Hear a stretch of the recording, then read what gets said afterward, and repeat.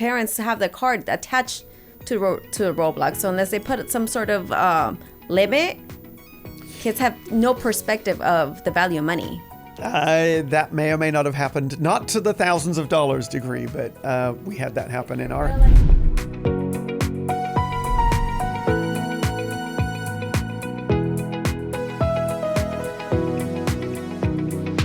Thank you for tuning in. Philip Board here with my co-host, Mia Medina. Oh, thanks for being here with me.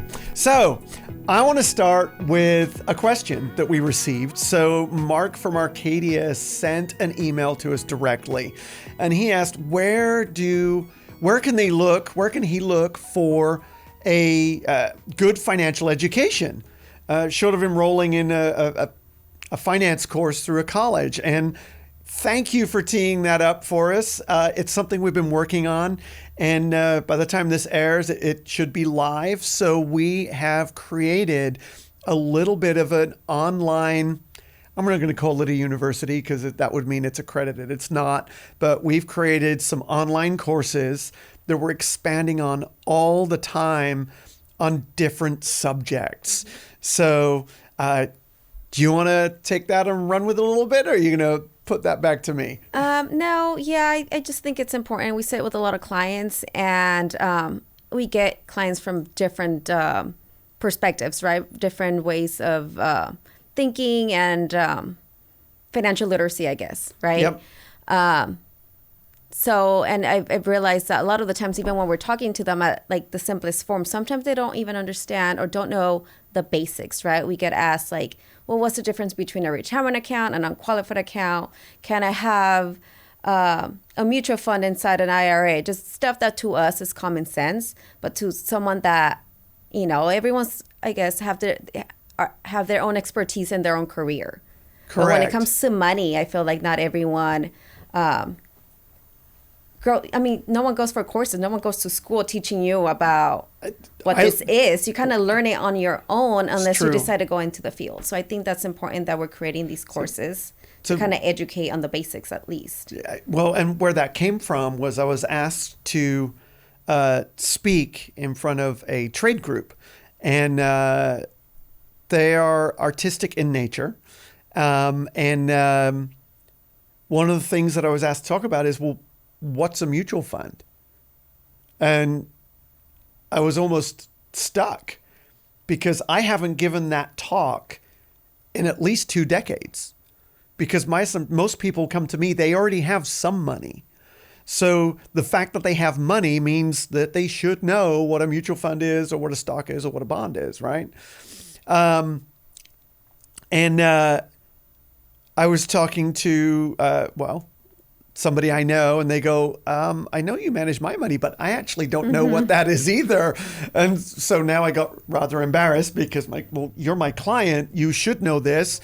And I realized I'm not having that conversation because I'm looking at a bigger picture for them. I'm looking at, if we put the money there and grow it to there, and we've got to deal with the taxes down the road there, and the sale of real estate or purchasing or what have you. I'm not a real estate agent, put that out there, but people come to us with these questions, and it dawned on me that we talk about different types of insurance, and a lot of people don't know the difference. They might not have ever bought. And then there's, depending on who you talk to, people use different terminology. So I think one of our prior episodes, we talked about estate planning and the terminology in it, which is great, but that's going to be one of the courses. It's in development. They're waiting to be approved as we speak. So by the time this airs, we've got this online course that you can sign up for. And yes, unfortunately, because it does cost us money, that you have to pay a little bit for it. And every time we speak to somebody, if we find ourselves explaining anything, it's our next course that we produce. And I will say, with the help of modern technology, AI, it really increases the amount of time or decreases the amount of time it takes us to bring a course up. So the goal here would be that course library is ever growing based on new things that are happening in the world associated with finance, investing, retirement. And as new things came out, I mean, I remember when the Roth was brand new and nobody knew anything about it. Guess what? The future version of whatever that is a course that we're going to come out with. So, and it's really kind of a nice little platform. It lets you work your way through it as you go. And of course, it comes with an actual financial advisor. So we have several advisors in our office. And if you want to work with them directly, you certainly can.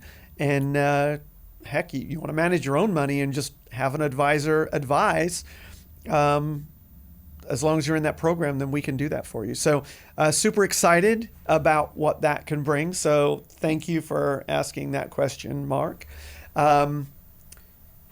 And then also, like, if you guys feel like there's courses that we need to create that haven't been posted yet, right? Oh. Because, I mean, it's simple for us to think of things that we think need to be out there, but it's going to be growing. I mean, there's so many different... So let's throw this back to our audience, right? So how about on the YouTube channel, go on there and give us some subjects that you would like us to address, or make sure they're addressed, because what we think needs to be addressed might be different than you out there in the rest of the world. So communicate with us. Let us know what you want to hear about.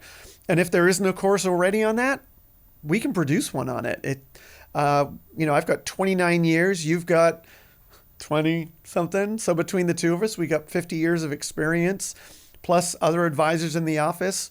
We're well over 100 years of experience in financial services. So we have a ton of data and information, that trying to get that out of our heads and into your hands so that you could become as fluent in finance as we are. And I know personally, I apply all the things that I've learned and I do for my clients, and I benefit tremendously from my own knowledge.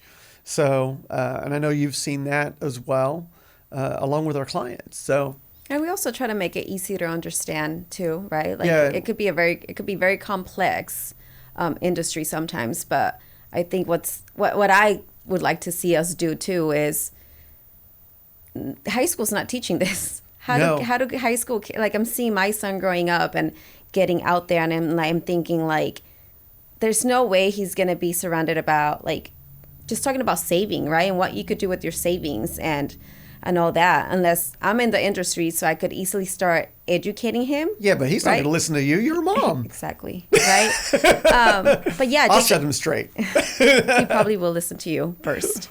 Yeah, but just educating even, like, the younger generation too.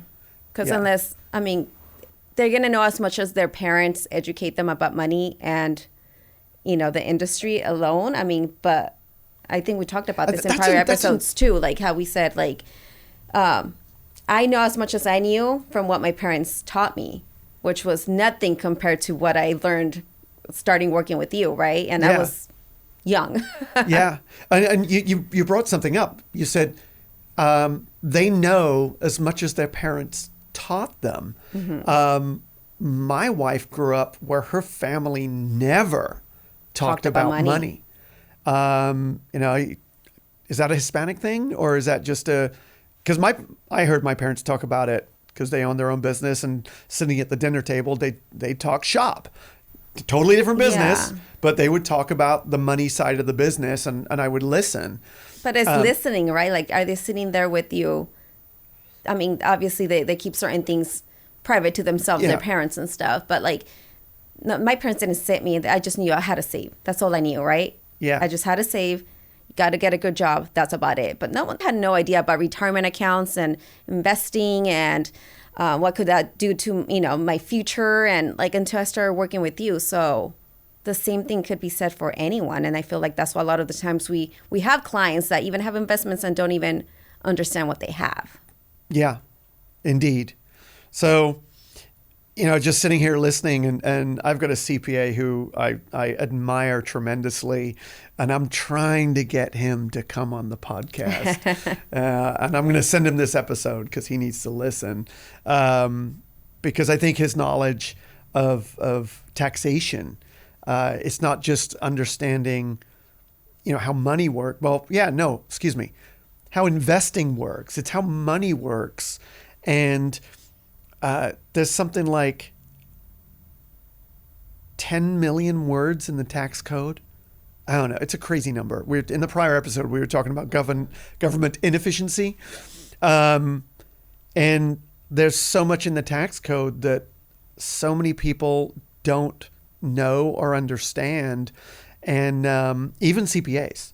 I've run across some CPAs that are, that's big, scary stuff. I had a meeting with one a week or two ago where I was educating him on sections of the tax code that he hadn't run into before. And it's not against the law. It is the law. But if you don't know about it, then it sounds, too good to be true, right? So I would argue that creating these courses is multi-pronged in that we want you to understand not only how investing and investments work, but how do you set yourself up for, I'm going to say, for paying your fair share.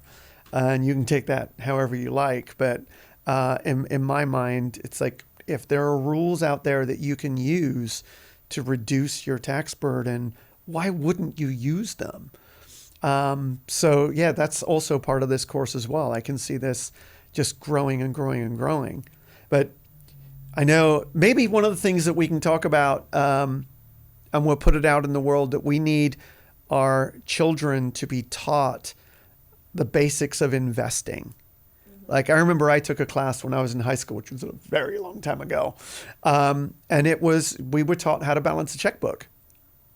I mean, of course, everyone now is, what's a checkbook? And we've talked about this before, and it might have even been on a prior episode where inadvertently, when I grew up and my mom went and paid for something, or my dad, he dug in his wallet and pulled out cash. Mm-hmm. And sometimes it was, oh, shoot, I only have X on me and it's a couple dollars more. I can't get that. And it's not that they couldn't afford to. It's just you didn't have the cash on you, right? Or mom would bust out a check for groceries or clothes for back to school or whatever it was. And you'd see her write the number in and put a minus next to it and subtract and put the balance in. And that was commonplace. I would argue, right? In fact, I know this is true because I don't balance my checkbook. You use a debit card and the money comes out. So all your children ever see is that you use a piece of plastic and stuff arrives. So there's no valuation associated. And my youngest daughter, and I love her for this, but something broke. I think her charger for one of her electronics broke. And I think it got stuck in the vacuum or something. And it really comes down to, would you leave it on the floor? And she goes, well, that's okay. We'll just get a new one from Amazon. I'm like, okay, well, what do you think this? Oh, they send it for free. And not, I wish. Right? Don't we all wish? No, Amazon isn't free. And she didn't realize that I actually paid a bill that was associated with Amazon. Or she sees this, that the Amazon boxes show up and stuff is there. And so there was this complete disconnect between money and the item. And I would argue that that's, for those of you with children out there, them, and some of you, depending on your age group, may feel that way as well. Like, why can't I get a grip on my money? Well, because you've never been taught how to get a grip on your money. You know which one's the one that with friends I'm seeing a lot happening too, and I've seen it on like social media too, is those darn Roblox. Kids don't associate that parents have to pay real money for those Roblox money, I believe it is. Like they just, it's like, it's real money, and then they just spend it like nothing. And I don't know, apparently my son plays some sort of video game where you have to upgrade skins, I guess. Yeah. And these skins are sometimes thousands of dollars. And we talk like about real real money. And I'm no like, doubt. What?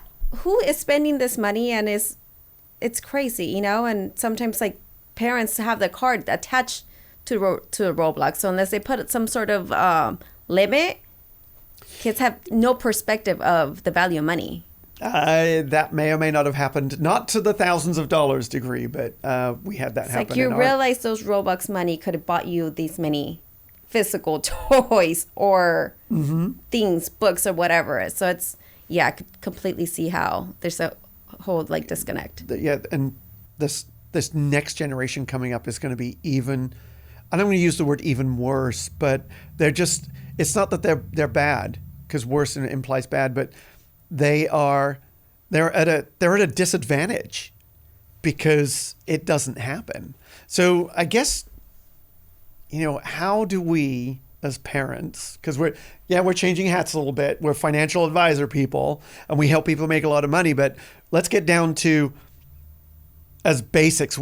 At what point, how do you go about teaching your kids the value of money? Do you have any?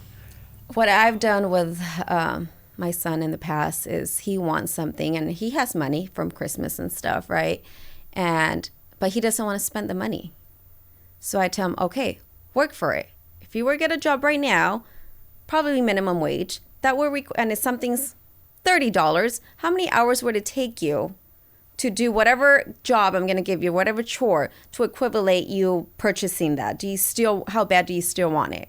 And then that's when he's like, oh, I guess. And then he's like, never mind, right? Because they realize like, okay, this thing that was maybe like $30, how much is minimum wage right now? Maybe like 16. So I have to work 2 hours unless to get this. Unless you work in fast food, then it's 20 here in California. And even then, like, how bad do you really want it? Give some perspective of what they're getting, I guess, right? And rather than just like, oh yeah, mom just slid the card. Which led me to something. I was volunteering with my oldest daughter yesterday, and I met one of the other. I had ordered some coffee from Starbucks for the group. I got some carafes. And it turns out that I'm talking to this gal, and she worked at the Starbucks. She's, I've got to go to work at whatever time. And I'm like, wait a minute, were you working? I called to order the coffee. Now I ordered it from this young lady. And she said she works in fast food because it pays better than any other job. And my daughter looked at me, because my daughter comes in and works for me and she gets minimum wage, which is less than fast food wages. And it just dawned on me. I'm like, that really in a way stinks. So yeah, okay. So what? I have to pay my daughter money. Okay, yeah, fine. I'm a cheapskate, whatever. But if you've got a whole generation of people that would rather go work in fast food or barista than in an office job. Think about when you started. It didn't matter where you worked because minimum wage was the same across the board, right? But instead of starting where you did and look where you are now, had you said, that doesn't pay enough, I'm going to go work in Burger King. Yeah. Where would your life have taken you? So, I know, interesting dilemma. So does that mean that every other industry out there has to now pay minimum plus to work in an office environment? That's food for thought, isn't it? Yeah. That $20 minimum wage here in California is creating a problem in terms of new workers. And what it's going to do, not saying that anyone that goes to work in fast food ends up there for life, but if they've got let's say fast forward, let's say you work the first, you started working for me pretty young. So let's just say 6 years later, you say, okay, I'm tired of working fast food. I'm now at $22 an hour and you want to come work with me with no translatable skills. And well, guess what? It's now 16. I'll pay you 18 just because I'm generous. You're like, great, I got to take a pay cut to get a better job. And when you're a young person, that's survival mode. Mm-hmm. which is I can't afford to take a 20% pay cut to go get a better job. So interesting, huh? Yeah. So this goes back to financial literacy. So the more you know. Yeah, the more you know, the more likely you're going to make wiser decisions. Yeah, chime in on that. If you feel like I just came up with it. If you got a thought on that, put it in the comments, and we'll bring it up on the next episode. So in a way, it's on one hand, it's very good that they get paid that well, but on the other hand, it's now long-term suppression, in my mind. I agree too, because I always think about too, like, I've seen it happen with, people that we know, friends. I mean, they get into the, like you said, like a minimum wage job, and then they rely on that job, and then they no longer, I mean, not college is not for everyone, right? Mm-hmm. There's different ways to look at it. But then they have a family and they rely on that minimum wage job to carry their family through. But then that's what their kids are seeing too. So how do you break that cycle, I guess, right? I mean, you could say like some people have it in themselves, like, I want to learn about it. I mean, we have team members that got into the industry just because they wanted to learn. Yeah. Right? Taking the licenses just because they wanted to be involved. Yeah. So, but I think the more we share with people, the more they know that these courses exist as well. I mean, yeah, it just kind of opens up doors for them too. So to that point, we've got this educational system, and it doesn't talk about finance. And could you imagine how most people's lives would be different if they were taught at a very young age how to invest? Like, the irony is, it's like you can't open an investment account under the age of 18 without your parents allowing you to do so. Right now, because we work in the business, of course that's going to happen. But a lot of people out there, the kid, they have money earmarked for the kid, or there's some money in their Christmas fund, or whatever it is, their birthday Christmas fund. But teaching them about, let's do that. Thank you. You guys are geniuses. Let's do another module for finance for minors, like teen finance. Teen finance. You think that's a good idea? Let us know.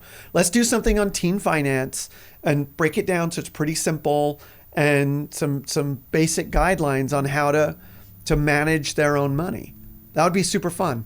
That would be really good. Like, what we should also do? Let's have your son, and maybe let's do a little bit of a focus group. We'll get some of your son together with some of his friends. I'll get my daughter together with some of her friends, and ask them what they want to know about money. That'll be fun. And then we'll produce a course around it. How does that sound? Yep, I heard you. You love it. So on that course, but then if we start them young, then they're going to be in a position where by the time they're your age, hopefully before they're my age, they'll be in a position where they have financial freedom. And that's what money is. Some people say, like, money is the root of all evil. Who tells you that? People with no money, and they want to justify not having money. What I will tell you is that money is freedom, and it comes in different forms, right? So freedom could be freedom to travel, freedom to take time off work, freedom to not work at all, freedom to create what you want to create in your life, whether it's art or whether it's another business or whatever it is. That freedom, financial freedom, it's a big deal. So I don't have the numbers off the top of my head, but if you started putting $100 a month away when you're 16, by the time you're 30, I'm pretty sure that's well into seven figures. I'm not 100% sure, but it's a big number. And why not? So let's teach them how to do that, and teach their parents how to open an account for their kids. Yeah, give them a head start. So I was also thinking, so this brings us to college, right? College. Oh, so That is a big one. It is a big one. I think it's loaded. And I would argue that a lot of kids go to school, college. Now, some people know that they want to be a doctor, they want to be a lawyer. They know that. And I'm not taking anything away from them because they know what they want to do. But a lot of kids don't know what they want to do. So they attend school to get a piece of paper, right? So the focus is on graduation. It's focus on getting the degree. And I've been putting a lot of thought into this because, well, I started my business and always been entrepreneurial in that respect. And I thought to myself, what if our children went to school, not the piece of paper is the byproduct, but they're going to learn. And you're thinking, oh yeah, duh, Philip, that's what they're all going for. But what if I said, how about if I created a business, or the goal is that your son needs to decide, I want to try and create a business in, I believe he loves to play tennis, right? Could he create some sort of a tennis business, whether it's online tutorials or whatever? What does it take to do that? Now he's going to college to learn to apply to his business. The downside to that could be that it becomes very successful and he just doesn't finish college. But he's successful. It doesn't matter, right? Mm-hmm. Maybe it does. Some people would argue it does. In my mind, if you go to school to learn to apply and it means that your business takes off, I mean, we all know some of the most successful people in the internet world, Microsoft and Facebook, they didn't finish college. They dropped out because their businesses took off. And somebody said, oh yeah, but they came from money. Okay, well, whatever. We're teaching you how to save early, build a nest egg, start your business, go to school to learn to apply, rather than to go to school to learn to get the paper and then you go to work. I mean, how many times have we seen job applicants come through and the paper that's got their 4-year degree on it has nothing to do with the business we're in? We see that a lot. More often than not. So I would argue that moving forward, you know, when you're talking to your kids about school, think about that, especially with AI. It's not as intimidating as it once was. I mean, you can literally ask AI, give me a blueprint to create a business around, and it can help you write a whole business plan. It's insane what it'll do. So 2 things, right? Now you're teaching your kid how to use AI. So it puts them ahead of other people. Now they've got a savings plan in place so that they might have the money that they might need to start maybe a business. I don't know, right? It's certainly a different way to think about school, but when you look at the combination of things that are out there, but you know, we give them financial literacy on how to create wealth and freedom that might give them the resources and the freedom to create something bigger and better for themselves and the future of themselves. And who knows, maybe they'll retire mom and dad early. Wouldn't that be lovely? So yeah, we can build some education courses. I'm excited. Yeah, it's definitely going to be something different and new to try too. And maybe our kids need to be taking them first and see their perspective, right? No, what they feel like it went through. I mean, yeah, if it's helpful and we just fine tune as needed. Yeah.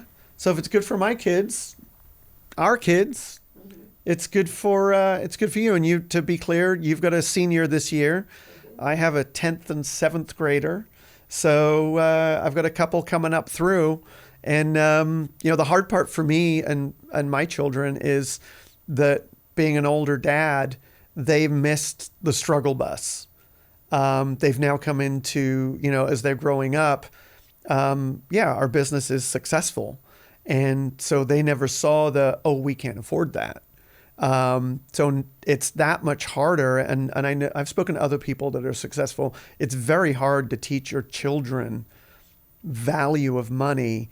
And that's why you see so many like kids that are, they're just a spoiled brat. I think a lot of it comes with parenting too, though. I mean, it's like, yes, they're not lacking anything financially, but also giving them the value, teaching them the value of money. Like how I gave the perspective of Joseph, right? Yeah. I could just slide the card, but let me give you perspective. Are you really going to work for it? Right? Because if you're not willing to work for it, then I don't know that I'm willing to just slide the card. And depends on what it is too, by the way, kudos to you for doing that.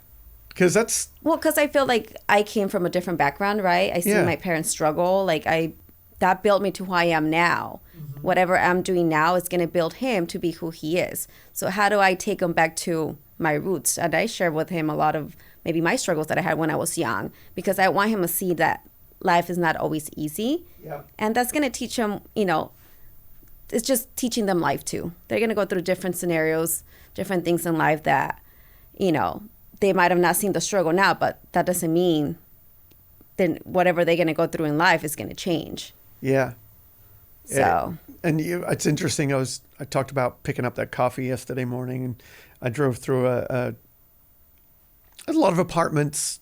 I went to the back way to the Starbucks, and there was a lot of apartments in there. And it dawned on me as I'm sitting next to my teenage daughter that at some point in time, she's going to get her first place to live.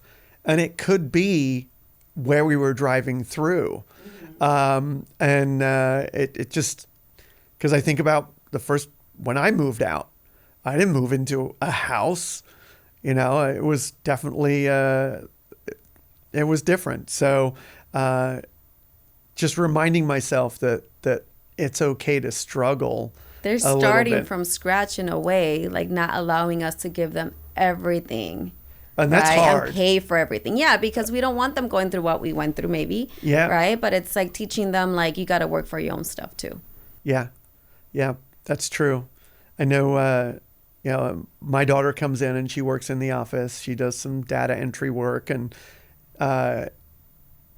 she's actually really good at it, by the way. I mean, she's super quick. I can't believe how much work she gets done in such a short amount of time. So maybe she is entitled to that Starbucks wages. So, so with that, not a long episode today, but an interesting one. I'm hopeful we get a lot of feedback. I'd love to hear some of your parenting and financial parenting tips. If you think we're wrong on something, call us out. Let's talk about it. Let's have a discussion. Questions, courses. If there's segments you like the idea of building courses around teenagers and money, that would love to hear your thoughts on that. We think it's good because, well, we've got teenagers. So yeah, give us some comments. Let's get some feedback, and we'll hit you on the next episode. So I want to thank you for tuning in and listening to us have a conversation about money and our lives and the world. And if we don't see you, you have happy holidays, and we'll see you in the new year.